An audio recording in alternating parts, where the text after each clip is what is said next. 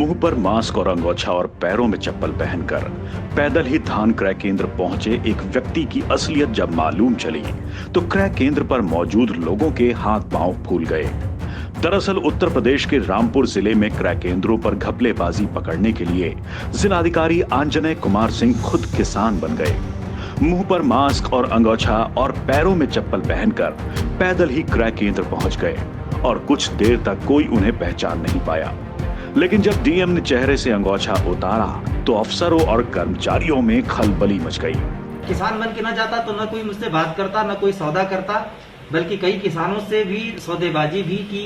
जो सौदेबाजी करने वाले लोग थे उनसे भी बात की। यह समझना जरूरी था कि किस तरीके से किसान को ठगा जा रहा है या किसान को भरमाया जा रहा है, या फिर हमारे सेंटर के लोग कहीं इनसे तो नहीं मिले हुए हैं जो खरीद केंद्र के। इसको भी जानना बहुत जरूरी था। तो सीधे कोई हमारे खरीद केंद्र के सेंटर के लोगों से कोई नेक्सस तो नहीं मिला, लेकिन इतना जरूर है कि स्लो अगर खरीदारी होगी, धान की स्लो तौल होगी, तो निश्चित रूप से जो प्राइवेट लोग हैं उनको मौका मिल जाता है कि वो किसानों से वो बरगला सकें।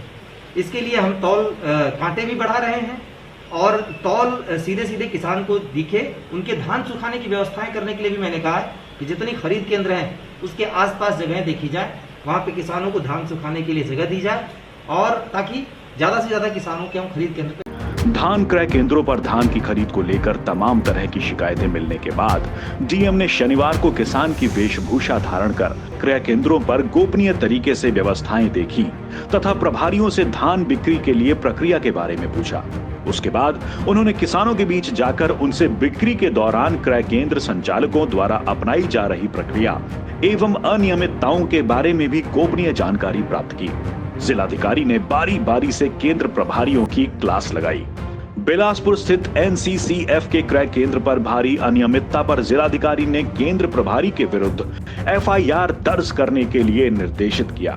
जो ठेकेदार है उसके विरुद्ध एफआईआर के लिए ही कहा गया है।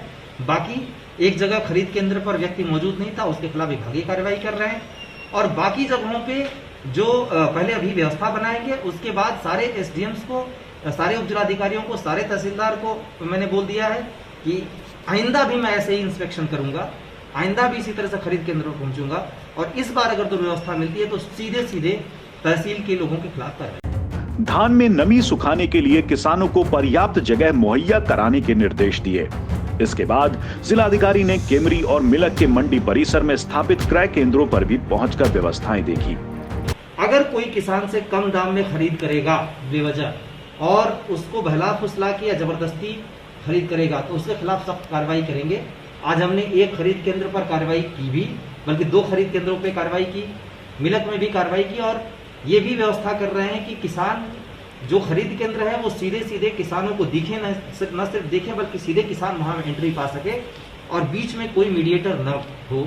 इसके लिए कमेटियां भी बना रहे हैं हम, जो हर जगह पे रोड पे निगरानी रखेगी और कहीं पे भी रोड पे किसान पर से अगर कोई दाम सौदा करता हुआ पाया जाएगा तो उसके खिलाफ बड़ी कार्रवाई करेगा। उन्होंने कहा कि केंद्रों पर खराब व्यवस्था के कारण यदि किसानों को समस्या होगी तो केंद्र प्रभारी सहित अन्य जिम्मेदार अधिकारियों के विरुद्ध कठोरतम कार्यवाही की जाएगी। Bureau report, Namami Bharat.